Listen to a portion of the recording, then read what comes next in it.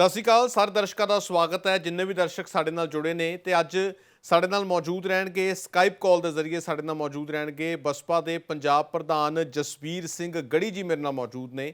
Pandemic ਚੱਲ ਰਿਹਾ ਤਾਂ ਡਿਸਟੈਂਸ ਦੇ ਨਾਲ ਉਹਨਾਂ ਦੀ ਇੰਟਰਵਿਊ ਕੀਤੀ ਜਾ ਰਹੀ ਹੈ, ਵਰਚੁਅਲ ਤਰੀਕੇ ਨਾਲ ਇੰਟਰਵਿਊ ਕੀਤੀ ਜਾ ਰਹੀ ਹੈ ਕਿਉਂਕਿ ਬਹੁਤ ਜ਼ਰੂਰੀ ਹੈ। ਇਸ ਵੇਲੇ ਬਸਪਾ ਵੀ ਬਹੁਤ ਜ਼ਿਆਦਾ ਐਕਟਿਵ ਹੋ ਰਹੀ ਹੈ ਔਨ ਗਰਾਊਂਡ ਦੇ ਉੱਤੇ ਕਿਉਂਕਿ 2022 ਦੀਆਂ ਇਲੈਕਸ਼ਨਾਂ ਸਿਰ ਤੇ ਨੇ ਤੇ ਮੁੱਦੇ ਹਰ ਤਰ੍ਹਾਂ ਦੇ ਨੇ ਜਿਹੜੇ ਪੁੱਛਣੇ ਉਹਨਾਂ ਤੋਂ ਵੀ ਜ਼ਰੂਰੀ ਨੇ ਤਾਂ ਉਹਨਾਂ ਦਾ ਫੀਡਬੈਕ ਵੀ ਬਹੁਤ ਜ਼ਰੂਰੀ ਹੈ। ਗੜੀ ਸਾਹਿਬ ਸਵਾਗਤ ਹੈ। ਗੜੀ ਸਾਹਿਬ ਸੁਣ ਪਾ ਰਹੇ ਹੋ? हाँ जी, धन्यवाद गगन जी, धन्यवाद ਤੁਹਾਡਾ। ਜੀ ਜੀ थैंक यू। ਗੜੀ ਸਾਹਿਬ 2022 ਦੀਆਂ ਇਲੈਕਸ਼ਨਾਂ ਹੁਣ ਜਿਉਂ-ਜਿਉਂ ਨਜ਼ਦੀਕ ਆ ਰਹੀਆਂ, ਕਾਂਗਰਸ ਦੇ ਵਿੱਚ ਵੀ ਜੋ ਕੁਝ ਹੋ ਰਿਹਾ ਸਭ ਨੂੰ ਪਤਾ ਹੈ, ਤਾਂ ਬਸਪਾ ਔਨ ਗਰਾਊਂਡ ਕਿੱਥੇ ਕੁ ਸਟੈਂਡ ਕਰਦੀ ਹੈ? ਬਸਪਾ ਇਸ ਵਾਰ ਦੀਆਂ 2022 ਦੀਆਂ ਚੋਣਾਂ ਲਈ ਤਿਆਰ ਹੈ? ਪੂਰੀ ਤਰ੍ਹਾਂ ਨਾਲ ਬਹੁਜਨ ਸਮਾਜ ਪਾਰਟੀ ਨੇ ਆਪਣੀ ਜਿਹੜੀ ਤਿਆਰੀ ਆ ਉਹਦਾ ਮੁਜ਼ਾਹਰਾ ਲੰਘੇ 2 ਅਪ੍ਰੈਲ ਨੂੰ ਕੀਤਾ ਆ, ਜਦੋਂ ਪੰਜਾਬ ਦੇ ਲੱਖਾਂ ਪੰਜਾਬੀ ਰੋਪੜ ਦੀ ਧਰਤੀ ਤੇ ਇਕੱਠੇ ਹੋਏ ਔਰ ਅਸੀਂ ਇਸ ਵਾਰੀ ਕਾਂਗਰਸ ਨੂੰ ਪੰਜਾਬ ਦੀ ਧਰਤੀ ਦੇ ਉੱਤੇ ਕੁਚਲ ਕੇ ਰੱਖਾਂਗੇ। ਜੀ ਠੀਕ ਹੈ, ਤਾਂ ਇਸ ਵਾਰ ਤੁਸੀਂ ਕਹਿੰਦੇ ਹੋ ਕਿ ਤਕੜੀ ਟੱਕਰ ਦੇਵਾਂਗੇ, ਪਰ ਜਿਹੜੀਆਂ ਵਿਰੋਧੀ ਪਾਰਟੀਆਂ ਨੇ ਚਾਹੇ ਕਾਂਗਰਸ ਹੈ ਉਹ ਤਾਂ ਕਹਿੰਦੇ ਸਾਡਾ ਮੁਕਾਬਲਾ ਬਸਪਾ ਨਾਲ ਮੰਨਦਾ ਹੀ ਨਹੀਂ ਹੈਗੇ। ਉਹ ਕਹਿੰਦੇ ਮੁਕਾਬਲਾ ਤਾਂ ਮੁੱਖ ਮੁਕਾਬਲਾ ਜਿਹੜਾ ਹੈਗਾ ਅਕਾਲੀ ਦਲ ਨਾਲ ਹੈ ਜਾਂ ਫਿਰ ਆਮ ਆਦਮੀ ਪਾਰਟੀ ਨਾਲ ਵੀ ਅਸੀਂ ਮੁਕਾਬਲਾ ਚਲੋ ਮੰਨ ਲੈਂਦੇ ਹਾਂ, ਬਸਪਾ ਦੇ ਨਾਲ ਨਹੀਂ ਮੰਨਦੇ। ਬਿਲਕੁਲ, ਕਾਂਗਰਸ ਬਹੁਜਨ ਸਮਾਜ ਪਾਰਟੀ ਤੋਂ ਪੰਜਾਬੀਆਂ ਦਾ ਧਿਆਨ ਹਟਾਉਣ ਦੇ ਲਈ ਦੀ ਬਿਆਨਬਾਜ਼ੀ ਕਰਦੀ ਆ। ਇਹ ਆਪਣਾ CID ਡਿਪਾਰਟਮੈਂਟ ਇਹਨਾਂ ਦਾ ਜਿਹੜਾ LOU ਹੈਗਾ ਉਹਦੀਆਂ ਰਿਪੋਰਟਾਂ ਨੂੰ ਚੈੱਕ ਕਰੇ।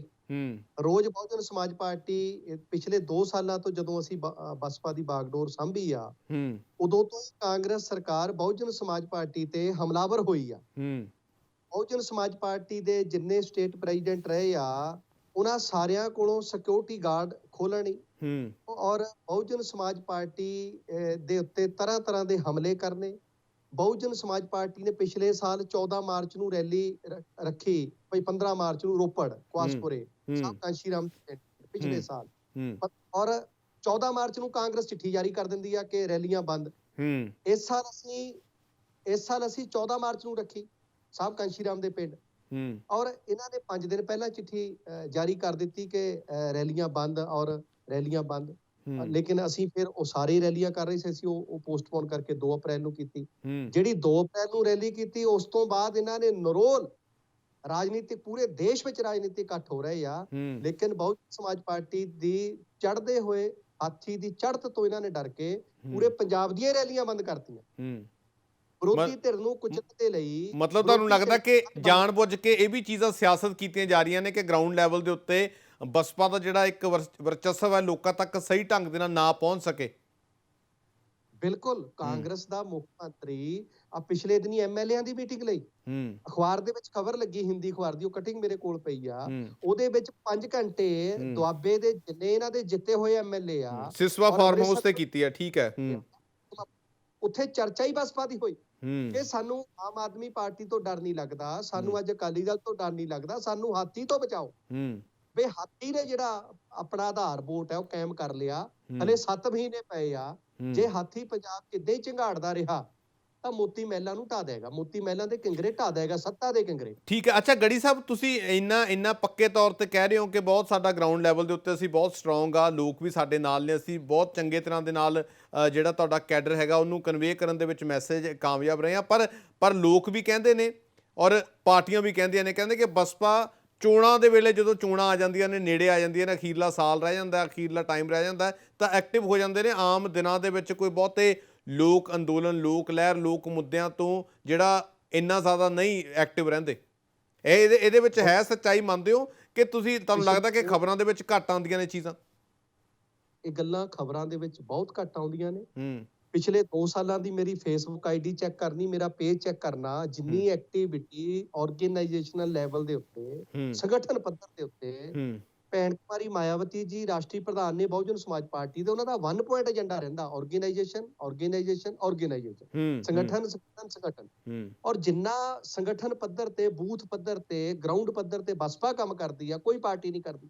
ਪਿਛਲੇ 2 ਸਾਲਾਂ ਦੀ ਐਕਟੀਵਿਟੀ ਗਿਣਾਵਾਂ, ਜਦੋਂ ਮੈਂ ਪ੍ਰੈਜ਼ੀਡੈਂਟ ਬਣਿਆ ਉਸੇ ਹੀ ਸਾਲ ਮੁਕਤਸਰ ਦੇ ਵਿੱਚ ਇੱਕ ਔਰਤ ਕੁੱਟੀ ਗਈ, ਕੌਂਸਲਰ ਨੇ ਕੁੱਟੀ, ਕਾਂਗਰਸੀ ਕੌਂਸਲਰ ਨੇ। ਠੀਕ ਹੈ। 3 ਦਿਨ ਗ੍ਰਿਫਤਾਰੀ ਨਹੀਂ ਹੋਈ। ਤੀਜੇ ਦਿਨ ਮੈਂ ਫੇਸਬੁੱਕ ਤੇ ਸਿਰਫ ਇੱਕ ਮੈਸੇਜ ਪਾਇਆ ਕਿ ਆਈ ਐਮ ਗੋਇੰਗ ਟੂ ਦਾ ਮੁਕਤਸਰ ਸਾਹਿਬ। ਮੈਂ ਉਸ ਔਰਤ ਦੀ ਸੁਣਵਾਈ ਦੇ ਲਈ ਮੈਂ ਮੁਕਤਸਰ ਸਾਹਿਬ, ਔਰ ਮੇਰੇ ਮੁਕਤਸਰ ਪੁੱਜਦੇ ਪੁੱਜਦੇ ਜਿਸ ਮੁਕਤਸਰ ਦੇ ਵਿੱਚੋਂ ਬਹੁਜਨ ਸਮਾਜ ਪਾਰਟੀ ਪਿਛਲੇ ਕਾਫੀ ਸਮੇਂ ਤੋਂ 500 700 1000 1500 ਵੋਟ ਲੈ ਰਹੀ ਸੀ, ਉੱਥੇ ਮੈਂ 70 ਗੱਡੀਆਂ ਦੇ ਕਾਫਲੇ ਨਾਲ ਗਿਆ।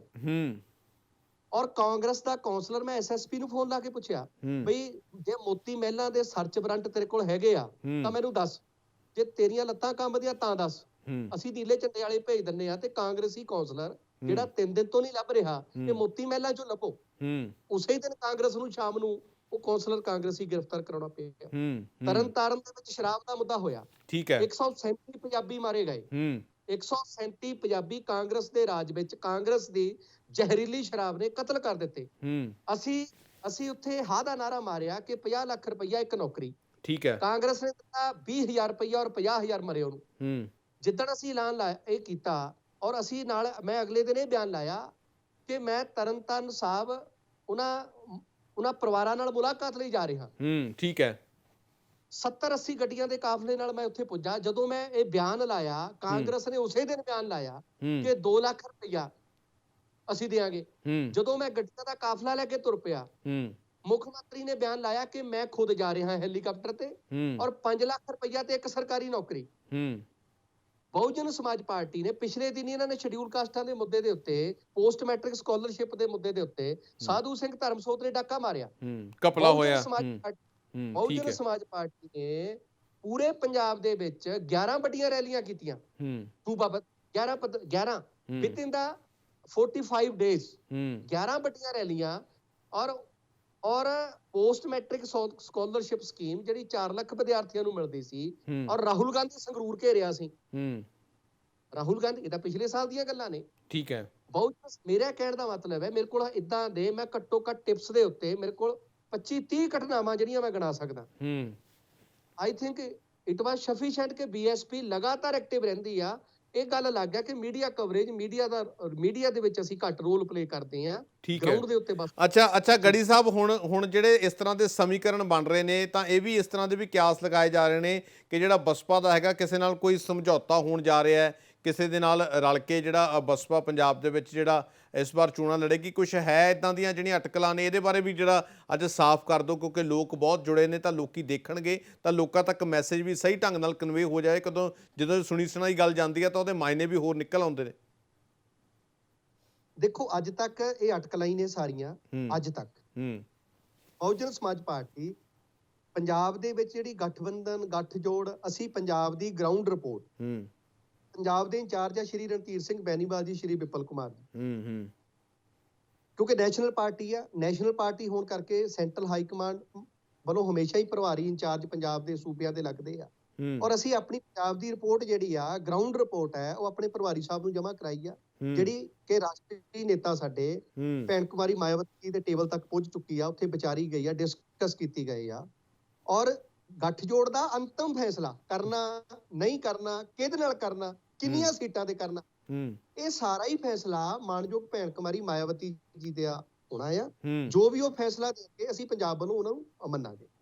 ਮਤਲਬ ਮੰਨਿਆ ਜਾ ਸਕਦਾ ਕਿ ਹੋ ਸਕਦਾ ਕੁਛ ਇੱਦਾਂ ਦਾ, ਜੇ ਉੱਪਰੋਂ ਤੁਹਾਨੂੰ ਹਰੀ ਝੰਡੀ ਗ੍ਰੀਨ ਸਿਗਨਲ ਮਿਲ ਜਾਂਦਾ। ਠੀਕ ਹੈ। ਤਾਂ ਇਸ ਤੋਂ ਇਲਾਵਾ ਜੇਕਰ ਗੱਲ ਕੀਤੀ ਜਾਵੇ, ਜੋ ਪ੍ਰੈਜ਼ੈਂਟ ਸਿਚੁਏਸ਼ਨ ਹੈ, ਇੱਕ ਪਾਸੇ ਪੈਂਡੇਮਿਕ ਹੈ, ਕੋਵਿਡ-19 ਦਾ ਬਹੁਤ ਜ਼ਿਆਦਾ ਇਸ ਵਾਰੀ ਜਿਹੜਾ ਸਟ੍ਰੇਨ ਬਹੁਤ ਪਾਵਰਫੁਲ ਹੈ, ਤਾਂ ਦੂਜੇ ਪਾਸੇ ਪੰਜਾਬ ਦੀ ਸਿਆਸਤ ਵੀ ਭਾਰੂ ਹੈ। ਪੰਜਾਬ ਦੇ ਵਿੱਚ ਮੈਡੀਕਲ ਸਿਸਟਮ ਵੀ ਕੋਲੈਪਸ ਕਰਦਾ ਨਜ਼ਰ ਆ ਰਿਹਾ, ਬਹੁਤ ਵੱਡੇ ਪੱਧਰ ਦੇ ਉੱਤੇ ਜਿਹੜੀਆਂ ਖਾਮੀਆਂ ਉਜਾਗਰ ਹੋਈਆਂ ਨੇ। ਤਾਂ ਦੂਜੇ ਪਾਸੇ ਕਾਂਗਰਸ ਦਾ ਅੰਦਰੂਨੀ ਕਲੇਸ਼ ਵੀ ਬਹੁਤ ਹੈ, ਕੈਪਟਨ ਵਰਸਸ ਸਿੱਧੂ ਵੀ ਚੱਲ ਰਿਹਾ।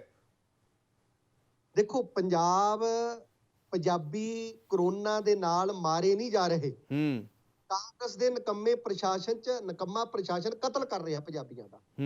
ਜੂਨ 2020 ਦੇ ਵਿੱਚ 3300 ਦੇ ਲਗਭਗ ਕੇਸ ਸੀਗੇ, ਔਰ 100 ਦੇ ਲਗਭਗ ਮੌਤਾਂ ਹੋਈਆਂ 2020 ਦੇ ਵਿੱਚ। 2020 ਦੇ ਵਿੱਚ ਅੱਜ ਪੰਜਾਬ ਦੇ ਵਿੱਚ ਅਪ੍ਰੈਲ ਮਹੀਨਾ ਲੰਘ ਕੇ ਗਿਆ, 1,31,000 ਤੋਂ ਜ਼ਿਆਦਾ ਕੇਸ ਹੋਏ ਆ।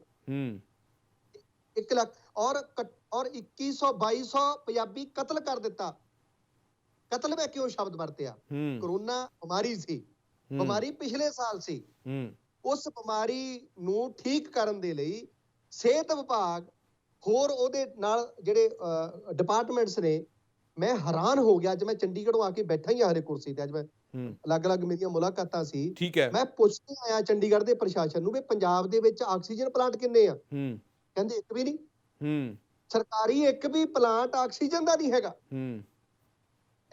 ਮੰਨਦੇ ਹੋ ਇਸ ਗੱਲ ਨੂੰ? ਆਕਸੀਜਨ ਦਾ ਇੱਕ ਵੀ ਪਲਾਂਟ ਸਰਕਾਰੀ ਨਹੀਂ। ਸਾਰੀ ਆਕਸੀਜਨ ਬਾਹਰਲੀਆਂ ਸੂਬਿਆਂ ਤੋਂ ਪੰਜਾਬ ਇੰਪੋਰਟ ਕਰਦਾ। ਆ ਲਾਹਨਤ ਨਹੀਂ ਇਹ ਸਰਕਾਰਾਂ ਤੇ। ਹੁਕਮਰਾਨ ਆਜ਼ਾਦੀ ਦਾ 74 ਸਾਲ ਹੋਵੇ, ਇਹ ਕੋਵਿਡ ਦੇ ਨਾਲ ਸਰਕਾਰ ਹੱਥ ਪਰ ਹੱਥ ਰੱਖ ਕੇ ਬੈਠੀ ਹੋਵੇ। ਪਰ ਠੀਕ ਹੈ ਗੜੀ ਸਾਹਿਬ, ਇਹ ਗੱਲ ਤੁਸੀਂ ਠੀਕ ਹੈ, ਜਿਹੜਾ ਤੁਸੀਂ ਇਹ ਮੁੱਦਾ ਵਿੱਚੋਂ ਗੱਲ ਤੁਸੀਂ ਕੱਢੀ ਹੈ, ਪਰ ਤੁਹਾਨੂੰ ਨਹੀਂ ਲੱਗਦਾ ਕਿ ਸ਼ਾਇਦ ਇਹ ਜੇ ਤੁਸੀਂ ਪਿਛਲੇ ਸਾਲ ਇਸ ਚੀਜ਼ ਦਾ ਮੁੱਦਾ ਚੁੱਕਦੇ ਤਾਂ ਤੁਹਾਡੀ ਜਿਹੜੀ ਲੋਕਾਂ ਤੱਕ ਵੀ ਵਧੀਆ ਮੈਸੇਜ ਆਉਂਦਾ ਕਿ ਤੁਸੀਂ ਔਨ ਗਰਾਊਂਡ ਬਸਪਾ ਕੰਮ ਕਰ ਰਹੀ ਹੈ ਤੇ ਸ਼ਾਇਦ ਲੋਕਾਂ ਦਾ ਭਲਾ ਵੀ ਹੋ ਜਾਂਦਾ? ਆਲ ਪਾਰਟੀ ਮੀਟਿੰਗਾਂ ਕੋਵਿਡ ਦੇ ਮੁੱਦੇ ਦੇ ਉੱਤੇ 3 ਹੋਈਆਂ ਪੰਜਾਬ 'ਚ। ਠੀਕ ਹੈ। ਹਰ ਆਲ ਪਾਰਟੀ ਮੀਟਿੰਗ ਦੇ ਵਿੱਚ ਬਹੁਜਨ ਸਮਾਜ ਪਾਰਟੀ ਨੇ ਪੰਜਾਬ ਦੇ ਗਰੀਬਾਂ ਦਾ, ਮਜ਼ਦੂਰਾਂ ਦਾ ਔਰ ਹਰ ਪੰਜਾਬੀ ਦਾ ਪੱਖ ਰੱਖਿਆ। ਹਰ ਪੰਜਾਬੀ ਦਾ। ਅਸੀਂ ਪੰਜਾਬ ਦੇ ਸਰਕਾਰ ਅੱਗੇ ਬੇਨਤੀ ਕੀਤੀ ਕਿ ਸਰਕਾਰ ਜੀ, ਕੋਵਿਡ ਛੇਤੀ ਜਾਣੇ ਵਾਲਾ ਨਹੀਂ, ਜੋ ਇਤਿਹਾਸ ਦੱਸ ਰਿਹਾ, ਜੋ ਆਲੇ ਦੁਆਲੇ ਦਾ ਸਿਨੈਰੀਓ ਦੱਸ ਰਿਹਾ। ਕੋਵਿਡ ਨਾਲ ਲੜਨ ਦੇ ਫਰੰਟ ਰਨਰ ਜਿਹੜੇ ਆ ਉਹ ਹੈਲਥ ਡਿਪਾਰਟਮੈਂਟ ਹੈ।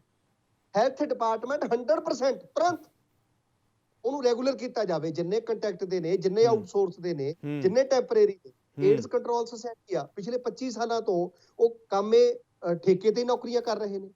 ਨੈਸ਼ਨਲ ਹੈਲਥ ਮਿਸ਼ਨ ਹੈ, ਉਹ 2006-5-6 ਤੋਂ ਹੀ ਠੇਕੇ ਤੇ ਨੌਕਰੀ ਕਰ ਰਿਹਾ।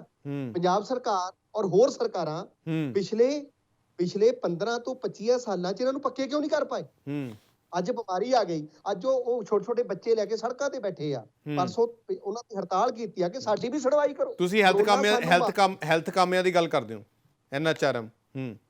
ਮੈਂ ਹੈਲਥ ਟੈਂਪਰੇਰੀ, ਠੀਕ ਹੈ, ਬਿਲਕੁਲ। ਔਰ ਅੱਜ ਦੀ ਲੜੀ 'ਚ ਉਹ ਹੈਲਥ ਕਾਮੇ ਆ ਰਹੇ ਨੇ ਇੱਕ ਉਦਾਹਰਣ ਦੇ ਤੌਰ ਤੇ। ਠੀਕ ਹੈ। ਉਹਨਾਂ ਨੂੰ ਕੱਲ ਚਿੱਠੀ ਜਾਰੀ ਕਰਦੀ ਕਾਂਗਰਸ ਸਰਕਾਰ ਕਿ ਦੁੱਧ ਵੀ ਦੇਣਾ ਨਹੀਂ ਤੇ ਰੋਣ ਵੀ ਦੇਣਾ ਨਹੀਂ, ਪੱਕੇ ਵੀ ਨਹੀਂ ਕਰਨੇ ਤੇ ਰੋਣ ਵੀ ਨਹੀਂ ਦੇਣਾ, ਤੇ ਉਹਨਾਂ ਨੂੰ ਬਰਖਾਸਤ। ਇੰਨੀ ਨਕਮੀ ਸਰਕਾਰ ਕਾਂਗਰਸ ਦੀ ਚੱਲ ਰਹੀ ਹੋਵੇ ਔਰ ਕਾਂਗਰਸੀ ਆਪਸ ਦੇ ਵਿੱਚ ਕੁਰਸੀ ਖੇਡ ਰਹੇ ਹੋ। ਪੰਜਾਬੀ ਮਰ ਰਿਹਾ। ਆ ਮਈ ਮਹੀਨਾ ਆ, ਹਲੇ 10 ਦਿਨ ਲੰਘੇ ਆ, 1300 ਪੰਜਾਬੀ ਕਤਲ ਕਰ ਦਿੱਤਾ ਕਾਂਗਰਸ ਦੇ ਪ੍ਰਸ਼ਾਸਨ ਨੇ ਕੋਵਿਡ ਦਾ ਬਹਾਨਾ ਲਾ ਕੇ। ਕੋਵਿਡ ਔਰ ਇਹ ਕੁਰਸੀ ਖੇਲਣ ਲੱਗੇ ਹੋ। ਖੇਲਣਾ ਕੋਵਿਡ ਚਾਹੀਦਾ ਸੀ, ਖੇਲਣਾ ਕਰੋਨਾ ਚਾਹੀਦਾ ਸੀ, ਖੇਲਣਾ ਚਾਹੀਦਾ ਸੀ ਪੰਜਾਬੀਆਂ ਨੂੰ ਬਚਾਈਏ, ਲੇਕਿਨ ਇਹ ਕੁਰਸੀ ਲੱਗੇ ਹੋ ਖੇਲਣ। ਆਪਸ ਦੇ ਵਿੱਚ ਛਿੰਝ ਪਾਈ ਹੋਈ ਆ ਔਰ ਸਾਰਾ ਸ਼ਾਸਨ, ਸਾਰਾ ਪ੍ਰਸ਼ਾਸਨ, ਸਾਰਾ ਦੇਸ਼ ਕਾਂਗਰਸ ਦੀ ਛਿੰਝ ਨੂੰ ਦੇਖ ਰਿਹਾ। ਔਰ ਇਹ ਬਹੁਤ ਬੁਰਾ ਹਾਲ ਹੈ ਪੰਜਾਬ ਦਾ, ਬਹੁਤ ਬੁਰਾ ਹਾਲ ਹੈ। ਇੱਤੀ ਮਾਰ ਪਈ ਕਰਲਾਣੇ ਤੈ ਕੀ ਦਰਦ ਨਾ ਆਇਆ, ਬਾਬਾ ਨਾਨਕ ਯਾਦ ਆਉਂਦਾ। ਰਾਜੇ ਸੀ ਮੁਕੱਤਬ ਕੁੱਤੇ, ਬਾਬਾ ਨਾਨਕ ਯਾਦ ਆਉਂਦਾ।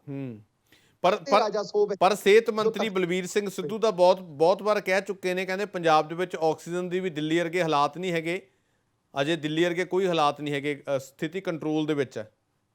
ਤੇ ਬਲਬੀਰ ਸਿੰਘ ਸਿੱਧੂ ਸੁੱਖ ਆ ਕਿਤੇ ਪੀਰਾਂ ਦੀ ਦਰਗਾਹ ਤੇ ਜਾ ਕੇ, ਤੇ ਆਕਸੀਜਨ ਦੇ ਪਲਾਂਟ 3-4 ਮਹੀਨਿਆਂ ਤੋਂ ਸੈਕੰਡ ਵੇਵ ਚੱਲ ਰਹੀ ਆ, ਔਰ ਆਕਸੀਜਨ ਦੇ ਪਲਾਂਟ ਵੀ ਸਰਕਾਰ 3 ਮਹੀਨਿਆਂ 'ਚ ਨਹੀਂ ਲਾ ਪਾਈ।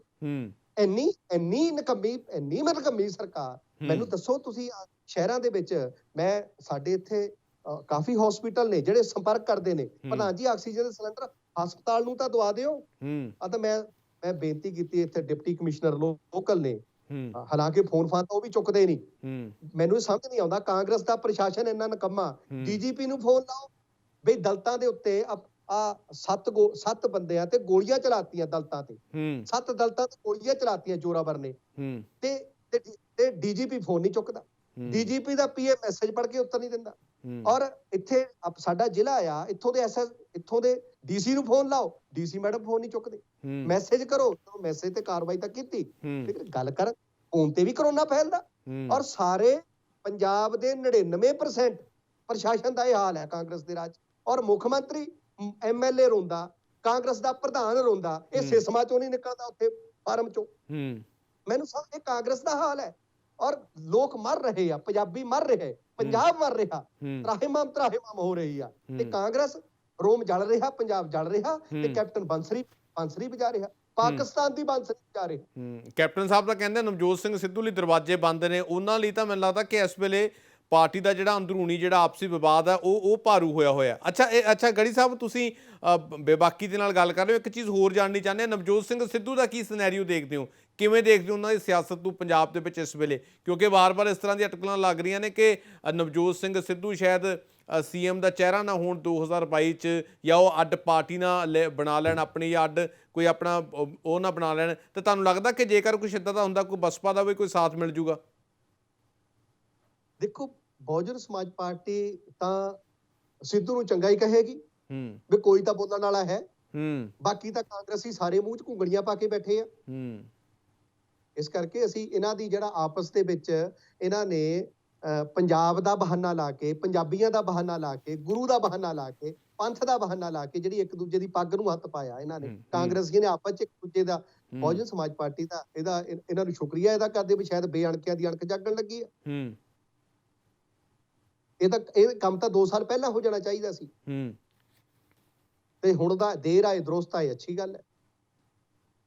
ਤੇ ਕੁਝ ਲੱਗਦਾ ਜੇਕਰ ਨਵਜੋਤ ਸਿੰਘ ਸਿੱਧੂ ਕੋਈ ਅੱਡ ਹੁੰਦੇ ਨੇ ਤਾਂ ਤੁਹਾਡੇ ਵੱਲੋਂ ਕੋਈ ਹਮਾਇਤ ਹੋ ਜਾਊਗੀ, ਜਾਂ ਜਿਵੇਂ ਤੁਸੀਂ ਕਿਹਾ ਕਿ ਮਾਇਆਵਤੀ ਜੀ ਨੇ ਸਾਰਾ ਕੁਝ ਇਹ ਦੇਖਣਾ ਵਾ, ਉਹਨਾਂ ਦੇ ਦੇਖਣਾ ਕੀ ਸਿਨੈਰੀਓ ਹੈਗਾ ਪੰਜਾਬ ਦਾ, ਤਾਂ ਜਿੱਥੇ ਉਹ ਕਹਿਣਗੇ, ਜਦੋਂ ਉਹਨਾਂ ਵੱਲੋਂ ਤੁਹਾਨੂੰ ਯੈਸ ਮਿਲੂਗੀ ਤਾਂ ਹੀ ਅੱਗੇ ਜਿਹੜਾ ਵਧਿਆ ਜਾਏਗਾ? ਦੇਖੋ, ਮੈਂ ਫਿਰ ਬੇਨਤੀ ਕਰਦਾ ਕਿ ਸਿੱਧੂ ਨਾਲੋਂ ਜ਼ਰੂਰੀ ਅੱਜ ਪੰਜਾਬ ਦਾ ਪੰਜਾਬੀ ਆ ਜਿਹੜਾ ਕੋਰੋਨਾ ਨਾਲ ਮਰ ਰਿਹਾ। ਸਿੱਧੂ ਨਾਲੋਂ ਜ਼ਰੂਰੀ ਅੱਜ ਪੰਜਾਬ ਦੇ ਟੈਂਪਰੇਰੀ ਠੇਕੇ ਤੇ ਸੜਕਾਂ ਤੇ ਬੈਠੇ ਸਿਹਤ ਕਾਮੇ ਆ।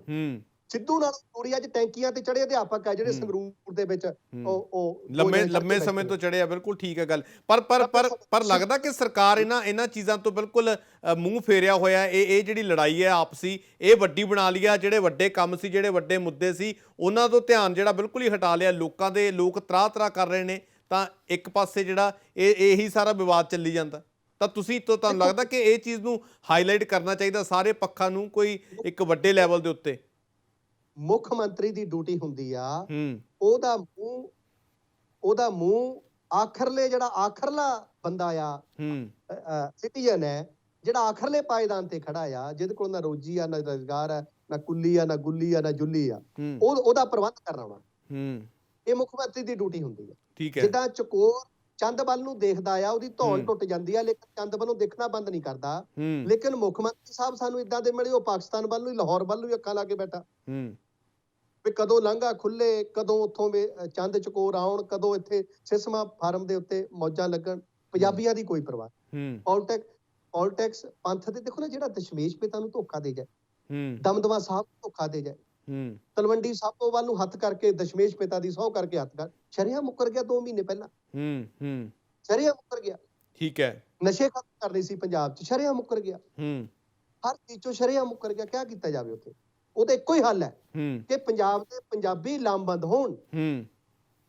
ਪੰਜਾਬ ਦੇ ਪੰਜਾਬੀ ਇਸ ਵਾਰੀ ਬਹੁਜਨ ਸਮਾਜ ਪਾਰਟੀ ਦੇ ਨੀਲੇ ਝੰਡੇ ਥੱਲੇ, ਔਰ ਬਹੁਜਨ ਸਮਾਜ ਪਾਰਟੀ ਦੀਆਂ ਨੀਤੀਆਂ ਇੱਕ ਵਾਰ ਸੁਣਨ ਮੰਨਣ। ਪੰਜਾਬੀ ਨੇ ਪਾਰਟੀ ਬਣਾਈ ਹੈ, ਪੰਜਾਬੀ ਨੇ ਸਭ ਕਾਂਚੀ। ਤੁਹਾਨੂੰ ਲੱਗਦਾ ਕਿ ਜਿਹੜੇ ਪੱਕੇ, ਕਿਸੇ ਵੀ ਪਾਰਟੀ ਦੀ ਪੱਕੀ ਵੋਟ ਹੁੰਦੀ ਹੈ, ਲੋਕ ਸਮਝਣਗੇ ਇਸ ਪੱਖ ਨੂੰ? ਕਿਉਂਕਿ ਦਲਿਤ ਭਾਈਚਾਰੇ ਦੀ ਤੁਸੀਂ ਨੁਮਾਇੰਦਗੀ ਕਰਦੇ ਹੋ ਬਹੁਤ ਵੱਡੇ ਪੱਧਰ ਤੇ। ਤੁਸੀਂ ਦੱਸਿਆ ਕਿ ਦਿੱਕਤਾਂ ਵੀ ਹੈਗੀਆਂ ਨੇ, ਪ੍ਰੋਬਲਮਸ ਵੀ ਹੈਗੀਆਂ ਨੇ, ਤਾਂ ਉਹਨਾਂ ਦਾ ਵੀ ਬਹੁਤ ਵੱਡਾ ਵੋਟ ਬੈਂਕ ਹੈ। ਤਾਂ ਤੁਸੀਂ ਉਹਨਾਂ ਤੱਕ ਇਹ ਚੀਜ਼ ਕਨਵੇ ਕੀਤੀ ਹੈ ਵਧੀਆ ਤਰੀਕੇ ਨਾਲ? ਤੁਹਾਨੂੰ ਲੱਗਦਾ ਕਿ ਐਤਕੀ ਕਨਵੇ ਕਰ ਪਾਏ ਹੋ? ਭਾਰਤੀ ਜਨਤਾ ਪਾਰਟੀ ਨਾਰਾ ਲਾਉਂਦੀ ਆ ਕਿ ਅਸੀਂ ਪੰਜਾਬ ਦਾ ਮੁੱਖ ਮੰਤਰੀ ਬਣਾਉਣਾ। ਕਾਂਗਰਸ ਕਹਿੰਦੀ ਅਸੀਂ ਵੀ ਅਗਲੀ ਵਾਰ ਸੋਚ ਸਕਦੇ ਆ। ਹੋਰ ਪਾਰਟੀਆਂ ਵੀ ਰੌਲਾ ਪਾਉਣਗੀਆਂ, ਉਹ ਉਦਾਂ ਹੀ ਥੋੜੇ ਨਾ ਪਾਉਣ ਲੱਗੀਆਂ। ਜੇ ਥੱਲੇ ਨੀਲਾ ਝੰਡਾ ਔਰ ਬਹੁਜਨ ਸਮਾਜ ਪਾਰਟੀ ਦਾ ਹਾਥੀ ਝੰਗਾੜ ਰਿਹਾ ਥੱਲੇ, ਕਿਸੇ ਨੂੰ ਤਾਂ ਤਕਲੀਫ ਦੇ ਰਿਹਾ। ਤੁਹਾਨੂੰ ਲੱਗਦਾ ਕਿ ਐਤਕੀ ਜਿਹੜਾ ਪਾਰਟੀਆਂ ਨੇ ਹੋਮਵਰਕ ਕੀਤਾ, ਚਾਹੇ ਉਹ ਸੁਖਬੀਰ ਸਿੰਘ ਬਾਦਲ ਹੋਰਾਂ ਨੇ ਵੀ ਇਹ ਗੱਲ ਕਹੀ ਸੀ ਉਪ ਮੁੱਖ ਮੰਤਰੀ ਲਾਉਣ ਬਾਰੇ, ਤਾਂ ਤੁਹਾਨੂੰ ਲੱਗਦਾ ਕਿ ਜਿਹੜਾ ਔਨ ਗਰਾਊਂਡ ਪਾਰਟੀਆਂ ਦਾ ਆਪਣਾ ਅੰਦਰੂਨੀ ਹੋਮਵਰਕ ਹੁੰਦਾ, ਤਾਂ ਉਹਨਾਂ ਨੂੰ ਲੱਗਦਾ ਕਿ ਬਸਪਾ ਐਤਕੀ ਸਟਰੋਂਗ ਹੈ ਕਾਫੀ ਔਨ ਗਰਾਊਂਡ 2022 ਦੇ ਲਈ? ਬਿਲਕੁਲ। ਬਹੁਜਨ ਸਮਾਜ ਪਾਰਟੀ ਅੱਜ ਪੰਜਾਬ ਦੀ ਕੇਂਦਰੀ ਧੁਰੇ ਦੇ ਵਿੱਚ ਹੈ। ਸੈਂਟਰਲ ਪਲੇਸ ਦੇ ਉੱਤੇ ਅੱਜ ਬਹੁਜਨ ਸਮਾਜ ਪਾਰਟੀ ਆ। ਭੈਣ ਕੁਮਾਰੀ ਮਾਇਆਵਤੀ ਜੀ ਦੇ ਹੁਕਮਾਂ ਅਨੁਸਾਰ ਬਹੁਜਨ ਸਮਾਜ ਪਾਰਟੀ ਜਿੱਧਰ ਵੀ ਜਾਏਗੀ, ਉਸ ਧਿਰ ਦਾ ਔਰ ਬਹੁਜਨ ਸਮਾਜ ਪਾਰਟੀ ਦਾ ਖੁਦ ਦਾ ਦੋਹਾਂ ਧਿਰਾਂ ਦਾ ਫਾਇਦਾ ਹੋਏਗਾ। ਅੱਛਾ ਗੜੀ ਸਾਹਿਬ, ਇੱਕ ਚੀਜ਼ ਇਹ ਵੀ ਕਹੀ ਜਾਂਦੀ ਹੈ, ਸਾਰੀਆਂ ਪਾਰਟੀਆਂ ਦੇ ਵਿੱਚ ਸਟਾਰ ਪ੍ਰਚਾਰਕ ਨੇ, ਬੜੇ ਉਹਨਾਂ ਦੇ ਚਰਚਿਤ ਚਿਹਰੇ ਨੇ ਉਹਨਾਂ ਦੇ ਕੋਲ। ਤੁਹਾਨੂੰ ਲੱਗਦਾ ਕਿ ਤੁਸੀਂ ਪੰਜਾਬ ਦੇ ਵਿੱਚ, ਤੁਹਾਡਾ ਇੱਕ ਬਸਪਾ ਦੇ ਲਈ ਤੁਸੀਂ ਇੱਕ ਵਧੀਆ ਨਾਮ ਹੈਗੇ ਹੋ, ਤੁਹਾਡਾ ਨਾਮ ਵਧੀਆ ਇੱਥੇ ਲੋਕੀ ਜਾਣਦੇ ਨੇ, ਜਸਵੀਰ ਸਿੰਘ ਗੜੀ, ਤਾਂ ਇਸ ਤੋਂ ਇਲਾਵਾ ਬਸਪਾ ਕੋਈ ਬਹੁਤੇ, ਤੁਹਾਨੂੰ ਲੱਗਦਾ ਕਿ ਇਸ ਤਰ੍ਹਾਂ ਦੇ ਚਿਹਰੇ ਨਹੀਂ ਬਣਾ ਪਾਈ, ਇਸ ਤਰ੍ਹਾਂ ਦੇ ਚਿਹਰੇ, ਫੇਮਸ ਚਿਹਰੇ ਨਹੀਂ ਸਾਹਮਣੇ ਲੈ ਕੇ ਆ ਸਕੀ, ਜਿਹੜੇ ਚਰਚਿਤ ਚਿਹਰੇ ਹੋਣ ਬਸਪਾ ਦੇ? ਪੰਜਾਬ ਦੇ ਅੱਛਾ। ਵਿੱਚ ਖਾਸ ਤੌਰ ਤੇ। ਭਾਰਤੀ ਜਨਤਾ ਪਾਰਟੀ ਕੋਲ ਨਵਜੋਤ ਸਿੰਘ ਸਿੱਧੂ ਚਰਚਿਤ ਚਿਹਰਾ ਸੀ। ਹੂੰ ਕਿਆ ਭਾਜਪਾ ਮੁੱਖ ਮੰਤਰੀ ਦੀ ਗੱਦੀ ਤੇ ਪੁੱਜ ਗਈ? ਇੱਕ ਗੱਲ।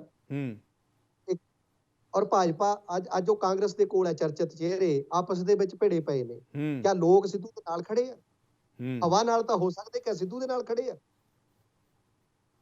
ਬਹੁਜਨ ਸਮਾਜ ਪਾਰਟੀ ਫੇਸ ਬੇਸਡ ਨਹੀਂ, ਆਰਗੇਨਾਈਜੇਸ਼ਨ ਬੇਸਡ ਪਾਰਟੀ ਆ। ਹੂੰ ਬਹੁਜਨ ਸਮਾਜ ਪਾਰਟੀ ਸਾਹਿਬ ਕਾਂਸ਼ੀ ਰਾਮ ਜੀ ਦੇ ਜ਼ਮਾਨੇ ਚੋਂ ਇੱਕ ਨੀਤੀ ਆ, ਇੱਕ ਸਿਧਾਂਤ ਹੈ, ਹੂੰ ਇੱਕ ਪਾਰਟੀ, ਹੂੰ ਇੱਕ ਨਿਸ਼ਾਨ, ਇੱਕ ਵਿਧਾਨ, ਇੱਕ ਨੇਤਾ। ਠੀਕ ਹੈ। ਬਹੁਜਨ ਸਮਾਜ ਪਾਰਟੀ ਦਾ ਸਟਾਰ ਪ੍ਰਚਾਰਕ ਭੈਣ ਕੁਮਾਰੀ ਮਾਇਆਵਤੀ ਜੀ ਆ। ਹੂੰ ਔਰ ਸਾਡੀ ਆਰਗੇਨਾਈਜੇਸ਼ਨ ਦੇ ਵਿੱਚ ਮੇਰੇ ਵਰਗੇ ਸੈਂਕੜੇ ਲੋਕ ਨੇ ਹੂੰ ਜਿਹੜੇ ਮੇਰੇ ਤੋਂ ਵੀ ਤਿੱਖਾ ਬੋਲਦੇ ਨੇ, ਹੂੰ ਮੇਰੇ ਤੋਂ ਵੀ ਅੱਛਾ ਬੋਲਦੇ ਨੇ, ਹੂੰ ਮੇਰੇ ਤੋਂ ਵੀ ਅੱਛੇ ਪ੍ਰਚਾਰਕ ਨੇ। ਹੂੰ ਲੇਕਿਨ ਅਸੀਂ ਅਸੀਂ ਪਿੱਛੇ ਖੜੇ ਆ ਭੈਣ ਕੁਮਾਰੀ ਮਾਇਆਵਤੀ ਜੀ ਦੇ। ਹੂੰ। ਸਾਡਾ ਜਿਹੜਾ ਚਿਹਰਾ ਆ, ਸਾਡਾ ਚਿਹਰਾ ਨਹੀਂ, ਇਹ ਭੈਣ ਕੁਮਾਰੀ ਮਾਇਆਵਤੀ ਜੀ ਦਾ ਚਿਹਰਾ ਆ, ਸਾਹਿਬ ਕਾਂਸ਼ੀ ਰਾਮ ਦਾ ਚਿਹਰਾ ਆ। ਅੱਛਾ ਗੜੀ ਜੀ। ਸਾਹਿਬ, ਇੱਕ ਦੋ ਆਖਰੀ ਸਵਾਲ ਹੈਗੇ ਨੇ। ਤੁਹਾਨੂੰ ਲੱਗਦਾ ਕਿ ਕਮੀ ਰਹਿ ਗਈ ਪ੍ਰਚਾਰ ਦੇ ਵਿੱਚ ਵੀ, ਲੋਕਾਂ ਤੱਕ ਮੈਸੇਜ ਵੀ ਪਹੁੰਚਾਉਣ 'ਚ? ਬਸਪਾ ਦੇ ਲਈ ਮੈਂ ਗੱਲ ਕਹਿ ਰਿਹਾ ਕਿ ਪਿਛਲੇ ਸਮੇਂ ਦੌਰਾਨ ਜਿਸ ਤਰ੍ਹਾਂ ਦਾ ਪ੍ਰਦਰਸ਼ਨ ਰਿਹਾ ਵੱਖ-ਵੱਖ ਚੋਣਾਂ ਦੇ ਵਿੱਚ ਪਾਰਟੀ ਦਾ। ਨਹੀਂ, ਮੈਂ ਪਿਛਲੇ ਹਾਲਾਤਾਂ ਨੂੰ ਮੈਂ ਬਹੁਤ ਜ਼ਿਆਦਾ ਐਨਾਲਾਈਜ਼, ਕਿਉਂਕਿ ਮੈਂ ਕਰ ਚੁੱਕਾ ਆ, ਔਰ ਉਸ ਕੀਤੇ ਹੋਏ ਐਨਾਲਾਈਜ਼ ਦੇ ਆਧਾਰ ਤੇ ਹੀ ਅਸੀਂ 2022 ਲੜ ਰਹੇ ਆ। ਔਰ ਕੁਦਰਤ ਨੇ ਜੇ ਥੋੜੀ ਜੀ ਦੱਸਣੀ ਹੋਵੇ ਤੁਹਾਨੂੰ, ਕਿਹੜੀਆਂ ਕਮੀਆਂ ਲੱਗਦੀਆਂ ਨੇ ਪਿਛਲੇ ਸਮੇਂ 'ਚ, ਕਿਹੜੀਆਂ ਕਮੀਆਂ ਰਹਿ ਗਈਆਂ ਜਿਨ੍ਹਾਂ ਦੇ ਉੱਤੇ ਤੁਸੀਂ ਹੁਣ ਕੰਮ ਕਰ ਲਿਆ? ਉਹ ਮੇਨ ਕਮੀ ਜਿਹੜੀ ਸਭ ਤੋਂ ਵੱਡੀ ਕਿਸੇ ਵੀ ਪਾਰਟੀ ਦੀ ਬਣਦੀ ਆ ਜਾਂ ਹੁੰਦੀ ਆ, ਉਹ ਆਰਗੇਨਾਈਜੇਸ਼ਨ ਹੁੰਦੀ ਆ। ਹੂੰ ਦੂਸਰਾ ਇਹ ਹੁੰਦਾ ਆ ਕਿ ਫੇਵਰੇਬਲ ਐਟਮੋਸਫੀਅਰ। ਹੂੰ ਪਿਛਲੇ ਸਮਿਆਂ 'ਚ ਨੋ ਡਾਊਟ ਸਾਡੀ ਆਰਗੇਨਾਈਜੇਸ਼ਨ ਪਿਛਲੇ ਸਮਿਆਂ 'ਚ ਵੀ ਮਜ਼ਬੂਤ ਸੀ, ਹੂੰ ਲੇਕਿਨ ਐਟਮੋਸਫੀਅਰ ਫੇਵਰੇਬਲ ਨਹੀਂ ਸੀ। ਹੂੰ ਇਸ ਵਾਰੀ ਐਟਮੋਸਫੀਅਰ ਵੀ ਫੇਵਰੇਬਲ ਹੈ। ਹੂੰ ਪਿਛਲੀ ਵਾਰੀ ਵੀ ਸਾਡੀ ਪਾਰਟੀ ਦੇ ਸਾਰੇ ਲੀਡਰ ਮਿਹਨਤ ਕਰਦੇ ਸੀ, ਸਖਤ ਮਿਹਨਤ ਕਰਦੇ ਸੀ, ਹੂੰ ਤੇ ਲੇਕਿਨ ਜ਼ਮੀਨ ਸਾਨੂੰ ਉਪਜਾਈ ਉਸ ਵੇਲੇ ਸਾਨੂੰ ਨਹੀਂ ਮਿਲ ਪਾਈ। ਪਰ ਸਾਡੀ ਪਾਰਟੀ ਨੇ ਕਦੇ ਮਿਹਨਤ ਕਰਨੀ ਬੰਦ ਨਹੀਂ ਕੀਤੀ। ਦੇਖੋ ਕਿੱਡੀ ਹੈਰਾਨੀ ਦੀ ਗੱਲ ਹੈ, 1997 ਦੇ ਵਿੱਚ ਸਾਡਾ ਆਖਰੀ ਐਮਐਲਏ ਆਖਰੀ ਵਾਰ ਬਣਿਆ, ਠੀਕ ਹੈ। ਔਰ 11 ਇਲੈਕਸ਼ਨ ਹੋਏ, ਅਸੀਂ ਇੱਕ ਵੀ ਨਹੀਂ ਕਿਤੇ ਖਾਤਾ ਖੋਲ ਪਾਏ। ਲੇਕਿਨ ਸਾਡੀ ਪਾਰਟੀ ਗਰੀਬਾਂ ਦੀ, ਮਜ਼ਦੂਰਾਂ ਦੀ, ਮਜ਼ਲੂਮਾਂ ਦੀ ਪਾਰਟੀ ਆ। ਹੂੰ ਕੋਈ ਇੰਡਸਟਰੀਲਿਸਟ ਨਹੀਂ, ਕੋਈ ਪੈਸੇ ਵਾਲਾ ਨਹੀਂ, ਕੋਈ ਵੱਡਾ ਬਿਜ਼ਨਸਮੈਨ ਨਹੀਂ, ਸਭ ਗਰੀਬ ਮਜ਼ਦੂਰ ਨੇ। ਹੂੰ ਹੂੰ ਔਰ ਸਾਡੀ ਪਾਰਟੀ ਇੰਨੇ ਸਾਲਾਂ ਤੋਂ ਬਾਅਦ, ਪਿਛਲੇ 25 ਸਾਲਾਂ ਦੇ ਇੰਨੇ ਸੋਕੇ ਤੋਂ ਬਾਅਦ ਮੁੜ ਕੇ ਕਰੁੰਬਲਾ ਫੁੱਟ ਪਈਆਂ। ਹੂੰ ਇਸ ਕਰਕੇ ਬਹੁਤ ਵੱਡੀ ਗੱਲ ਹੈ ਜੀ। ਠੀਕ ਹੈ, ਬਿਲਕੁਲ। ਸੋ ਜਸਬੀਰ ਸਿੰਘ ਗੜੀ ਹੋਰਾਂ ਦੇ ਨਾਲ ਗੱਲਬਾਤ ਹੋਈ ਹੈ, ਭਾਜਪਾ ਦੇ ਪੰਜਾਬ ਪ੍ਰਧਾਨ ਜਸਬੀਰ ਸਿੰਘ ਗੜੀ ਸਾਹਿਬ, ਧੰਨਵਾਦ ਬਹੁਤ ਸਾਡੇ ਨਾਲ ਸਮਾਂ ਦੇਣ ਦੇ ਲਈ, ਤਾਂ ਵੱਖ-ਵੱਖ ਮੁੱਦਿਆਂ ਤੇ ਸਾਡੇ ਨਾਲ ਪੱਖ ਰੱਖਣ ਦੇ ਲਈ।